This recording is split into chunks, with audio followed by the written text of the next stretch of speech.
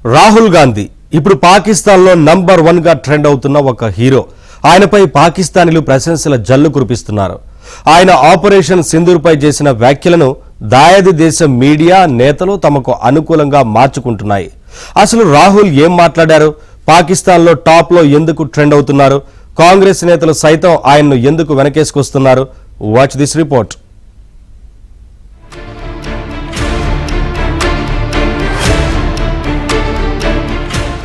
కాంగ్రెస్ నేత, లోక్సభలో ప్రతిపక్ష నేత రాహుల్ గాంధీ ప్రస్తుతం పాకిస్తాన్లో హీరోగా మారాడు. ముఖ్యంగా పాక్ మీడియా ఇటీవల రాహుల్ గాంధీ చేసిన కామెంట్స్ ని కోట్ చేస్తూ తెగ సంబరపడిపోతోంది. ఆపరేషన్ సింధూర్ ని రాహుల్ గాంధీ ప్రశ్నిస్తూ ట్వీట్ చేయడమే ఇందుకు కారణం. అంతకు ముందు కూడా విదేశాంగ మంత్రి ఎస్ జయశంకర్ వీడియోని రీట్వీట్ చేసి ఆపరేషన్ సింధూర్ గురించి పాక్ ఆర్మీకి ముందే చెప్పారు అంటూ వ్యాఖ్యానించారు. ఇదే కాకుండా భారత్ ఎన్ని యుద్ధ విమానాలను కోల్పోయింది అని ప్రశ్నించారు. సైనిక చర్య గురించి ముందే పాకిస్తాన్కి సమాచారం ఇవ్వడం నేరమని ఎక్స్లో అభిప్రాయపడ్డారు. ఇప్పుడు పాకిస్తాన్ మీడియా రాహుల్ గాంధీ వ్యాఖ్యల్ని హైలైట్ చేస్తోంది.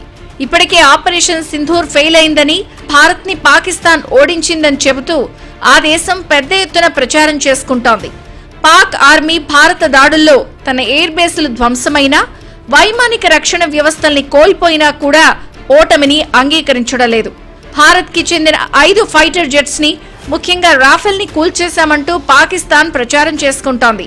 ఇప్పుడు రాహుల్ గాంధీ కూడా ఎన్ని ఫైటర్ జెట్స్ ని భారత్ కోల్పోయిందంటూ ప్రశ్నించడంతో పాక్ మీడియా, సైనికాధికారులు, నాయకులు పండుగ చేసుకుంటున్నారు. పాకిస్తాన్ వాదనలకు బలం చేకూర్చేలా రాహుల్ గాంధీ ప్రశ్నించడంతో ఆ దేశ మీడియా ప్రత్యేక డిబేట్లు నిర్వహిస్తోంది. यही कांग्रेस पार्टी की बन चुकी है पहचान।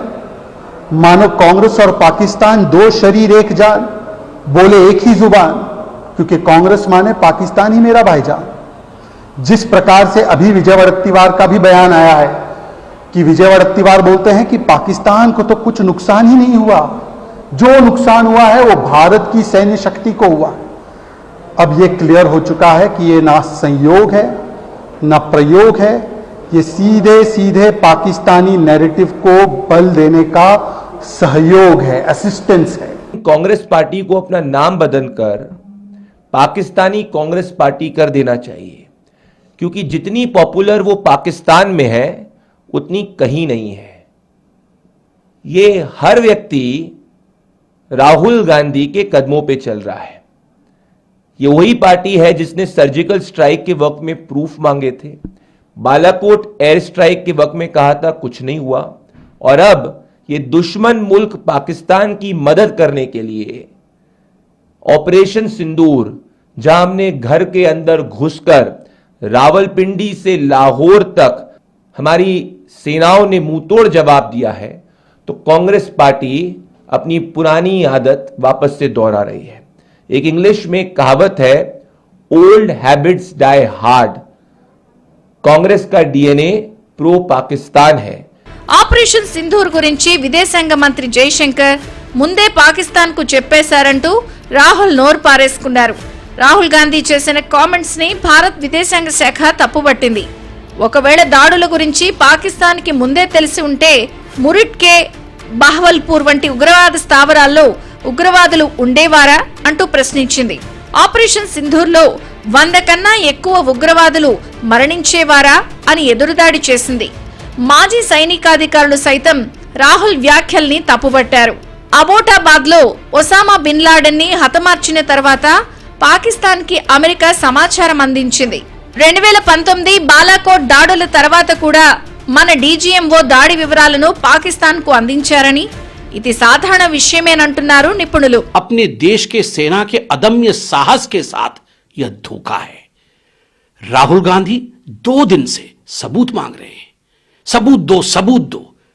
राहुल जी, आज केवल हम नहीं, आज पूरा विश्व और पाकिस्तान खुद सबूत दे रहा है। हमने डिजिटल सबूत रखे, डे 1 से सबूत पे सबूत रखा जा रहा है। पाकिस्तानियों ने खुद अपने आतंकवादियों के शवों के सबूत को आपके सामने रखा। आतंकवादी खुद खड़े थे आतंकवादियों को दफनाने के लिए पूरे विश्व ने यह सबूत देखा है, उसके बावजूद आप सेना के अदम्य साहस का सबूत मांग रहे हैं आप। और यही कारण है कि आज राहुल गांधी आप और आपके नेता पाकिस्तान के पोस्टर बॉय बने हुए हैं। ఆ టెర్రరిస్టుల్ని ఇప్పటివరకు కేంద్ర ప్రభుత్వం కానీ కేంద్ర ప్రభుత్వ ఏజెన్సీలు కానీ పట్టుకోకపోవడం, అరెస్ట్ చేయకపోవడం అనేటువంటి చాలా దురదృష్టకరం. సో కాంగ్రెస్ పార్టీగా మేము డిమాండ్ చేస్తున్నాము, నెల రోజులు గడుస్తున్నప్పటికీ కూడా మీ ఏజెన్సీస్ కానీ సంబంధించినటువంటి భద్రతా వైఫల్యాన్ని కానీ ప్రభుత్వం బాధ్యత తీసుకోవాలి. కేంద్ర హోంమంత్రి తక్షణం రాజీనామా చేయాలి. కేంద్ర ప్రభుత్వంలో బాధ్యులైనటువంటి ఎవరైతే అధికారులు ఉన్నారో వాళ్ళ మీద చర్యలు తీసుకోవాలని కాంగ్రెస్ పార్టీగా మేము డిమాండ్ చేస్తాం.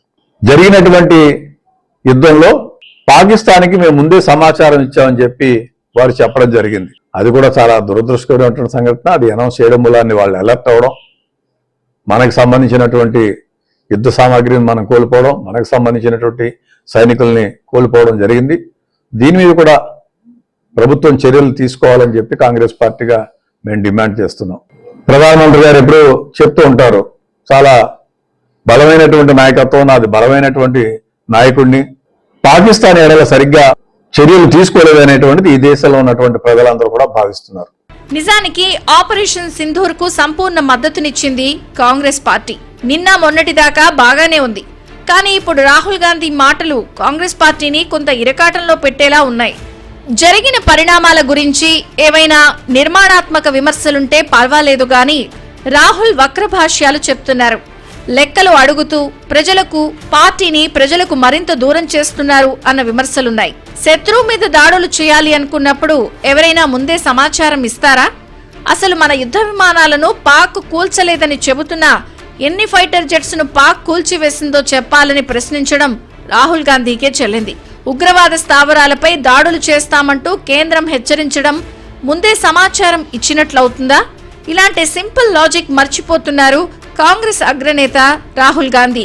భారత్ కు పాకిస్తాన్ వేసిన ప్రశ్నలనే సోషల్ మీడియా ద్వారా రాహుల్ గాంధీ అడుగుతున్నారు. రాహుల్ వ్యాఖ్యలపై బీజేపీ తీవ్రంగా మండిపడింది. రాహుల్ వ్యాఖ్యలను పాకిస్తాన్ తమకు అనుకూలంగా మార్చుకుందని, సరిహద్దు ఉగ్రవాదాన్ని ప్రోత్సహించే వారికి ఆయన వ్యాఖ్యలు కాపాడేవిగా ఉన్నాయని విరుచుకుపడింది. భారత సైనిక విజయాలను రాహుల్ గుర్తించడం లేదని అభిప్రాయపడింది. ఆధునిక మీర్ జాఫర్లా రాహుల్ ప్రవర్తిస్తున్నారని ఎద్దేవా చేసింది. పాస్లీ యుద్ధ సమయంలో ఇంగ్లీష్ వారికి సాయం చేసి బ్రిటిష్ సామ్రాజ్యం ఏర్పడేందుకు తోడ్పడ్డారు మీర్ జాఫర్. 2016 సర్జికల్ స్ట్రైక్స్, 2019 బాలాకోట్ పై భారత సైన్యం దాడుల సమయంలోనూ రాహుల్ ఇలాంటి కామెంట్లే చేశారు. కాంగ్రెస్ వరుస పరాజయాలకు కారణాల్లో ఈ మాటలు కూడా కీలక పాత్ర పోషించాయి. సైనిక రక్షణ ఇంత బలోపేతమైందని రాహుల్ గాంధీ పొగడాల్సింది పోయి ఏం జరిగింది, భారతదేశం ఏం చేసింది, సైనికులు ఏం చేశారు, ఎవరిని చంపారు, పేర్లు చెప్పండి, ఎన్ని మిసైల్ పేల్చారు లెక్క చెప్పండి. ఏంటిదండి, what is this non sense? వాడు రాహుల్ గాంధీ ఏం మాట్లాడుతున్నాడు? ప్రతిపక్ష నాయకుడు మాట్లాడే మాటలా ఇవి, పద్ధత ఇది. సో ఇది కాంగ్రెస్ పార్టీ తలదించుకోవాల్సిన పరిస్థితి తెచ్చుకుంటున్నాడు రాహుల్ గాంధీ గారు. చాలా తప్పిది. గతంలో చైనాకు అనుకూలంగా మాట్లాడారు రాహుల్ గాంధీ. చైనా రాయబార కార్యాలయం నుంచి రాజీవ్ గాంధీ ఫౌండేషన్ కు కోట్లాది రూపాయల ఫండ్స్ వచ్చాయి.